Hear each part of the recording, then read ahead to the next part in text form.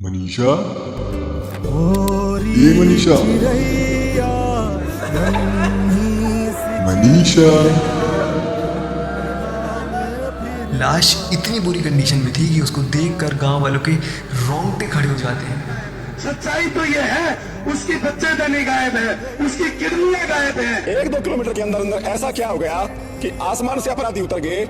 उस बेटी के साथ हुआ क्या है? उसकी बच्चेदानी गायब है, उसकी किडनी गायब है, उसके मुंह पे तेजाब डाला जाता है। उस बेटी का अगर आप पोस्टमार्टम रिपोर्ट पढ़ेंगे ना तो आप पढ़ नहीं पाएंगे, इतनी दरिंदगी की गई है। गले पर गहरा कट था, 96% तक गला कट चुका था। मतलब सिर्फ कुछ ही पार्ट रह गया था, वरना गर्दन और शरीर दोनों अलग अलग हो जाते। चेहरे को भी बुरी तरीके से डैमेज किया गया था और चेहरे पर आंखें थी ही नहीं।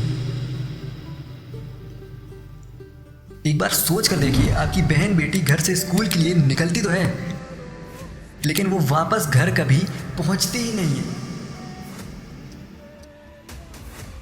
2 दिन बाद 13 अगस्त को जिस हालत में मनीषा की लाश मिलती है, उसको देखकर पूरे हरियाणा के रोंगटे खड़े हो जाते हैं। एक टीचर का इस तरह से मर्डर पूरे हरियाणा को हिला देता है। लेकिन उससे भी हैरान कर देने वाली बात यह थी कि जैसे ही लोग मनीषा के लिए आवाज़ उठाते हैं, हर सोशल मीडिया से उनकी फ़ोटोज़ और वीडियोस लगातार डिलीट होने लगते हैं, जैसे बड़े लेवल पर इस केस को दबाने की कोशिश की जा रही थी। हेलो एवरीवन, मेरा नाम एरिक है and welcome back to a case study with मी।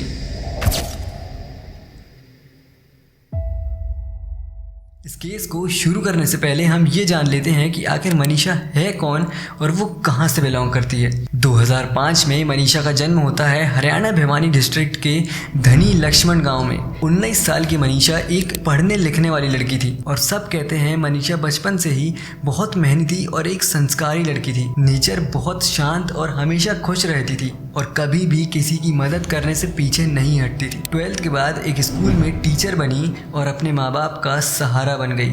सपना था कि परमानेंट टीचर बनके अपने माँ बाप का नाम रोशन करना है। लेकिन 11 अगस्त वो दिन था जिसने उसकी ज़िंदगी को हमेशा के लिए पलट के रख दिया। मनीषा रोज़ की तरह सुबह स्कूल के लिए निकली थी, लेकिन आज वो अपने पापा को ये बोल के निकली थी कि स्कूल के बाद वो एक फॉर्म भरने जाएगी तो शायद आने में थोड़ी देर हो जाएगी। स्कूल के बाद वो फॉर्म भरने गई तो थी, लेकिन वापस घर नहीं लौटी। शाम हो चुकी थी और इतनी देर तक मनीषा कभी बाहर नहीं रहती थी। पहले घर वालों को लगा कि थोड़ा देर वेट करते हैं, मनीषा खुद वापस आ जाएगी। लेकिन जैसे जैसे समय गुजरा, फिक्र बढ़ती चली गई। दोपहर के 2 बजे से शाम के 6:15 तक मनीषा का फ़ोन स्विच्ड ऑफ था।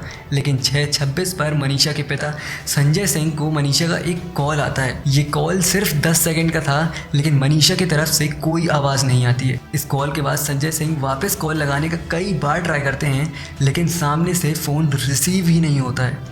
परिवार ने बिना देर किए स्कूल और नियर बाय कॉलेज चेक किया, लेकिन वहाँ के स्टाफ ने सीसीटीवी दिखाने से डायरेक्ट मना कर दिया और इनिशियली पुलिस ने भी रिपोर्ट फाइल करने से मना कर दिया और फैमिली को ये सजेस्ट किया गया कि आपकी बेटी खुद कहीं चली गई होगी, थोड़ी देर में वो वापस आ जाएगी। और पुलिस का सही समय पर रिपोर्ट ना लिखना एक बड़ी गलती साबित हुई। 12 अगस्त को भी जब मनीषा वापस घर नहीं लौटती है तो दोबारा फैमिली पुलिस स्टेशन जाकर रिपोर्ट फाइल करवाती है और फिर फाइनली पुलिस इन्वेस्टिगेशन स्टार्ट करती है।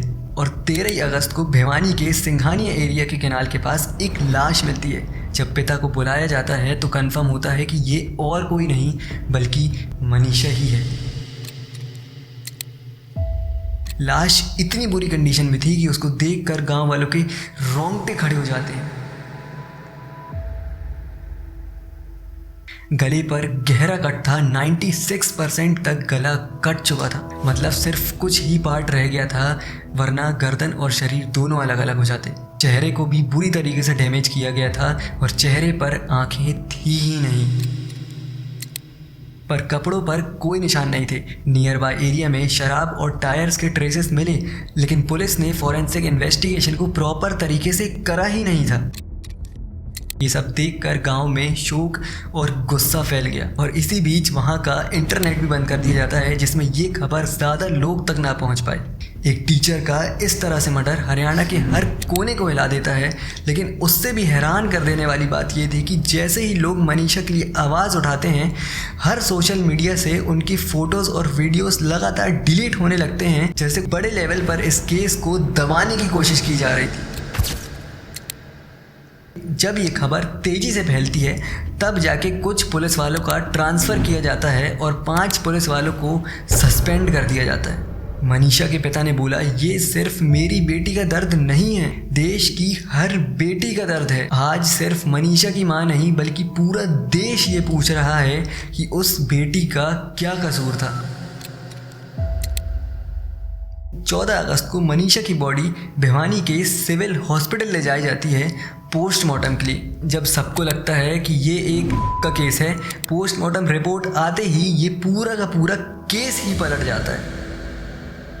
डॉक्टर्स को बॉडी पर ऑर्गेनोफॉस्फोरस के ट्रेसेस मिलते हैं और पोस्टमार्टम रिपोर्ट में लिखा जाता है कि बॉडी और कपड़ों पर सीमन के ट्रेसेस नहीं मिले हैं और इसीलिए पुलिस ने का केस डिनाई कर दिया। पोस्टमार्टम रिपोर्ट के हिसाब से ये एक सुसाइड था। मतलब मनीषा जो अपनी ज़िंदगी में कुछ अच्छा करना चाहती थी, अपने माँ बाप का नाम रोशन करना चाहती थी, वो बेवजह घर से भाग जाती है, फिर खुद जहर भी पी लेती है, उसके बाद अपनी गर्दन काटती है, फिर जाके अपनी आंखें भी निकाल लेती है।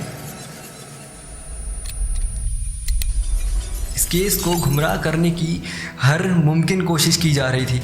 जब घर वालों ने एसपीएम को मानने से इनकार कर दिया तब 16 अगस्त को पीजीआई रोहतक में दोबारा एक पोस्टमार्टम किया जाता है। इस बार रिपोर्ट के हिसाब से किसी वाइल्ड एनिमल ने मनीषा को काटा था। कुछ ऑर्गन्स मिसिंग बताए गए, जैसे किडनी, स्प्लीन और रिप्रोडक्टिव पार्ट, जो पहले वाली रिपोर्ट्स में मेंशन ही नहीं था। और ये रिपोर्ट भी बिल्कुल गलत साबित हो जाती है। पहली बात, अगर मनीषा को कोई भी जानवर काटता तो उसका कुछ तो एविडेंस मिलता, लेकिन कोई एविडेंस मिला ही नहीं। चलो मान लिया कि कोई एविडेंस नहीं मिला, लेकिन अगर कोई जानवर मनीषा को काटता तो उसका सलाइवा तो ज़रूर मिलता।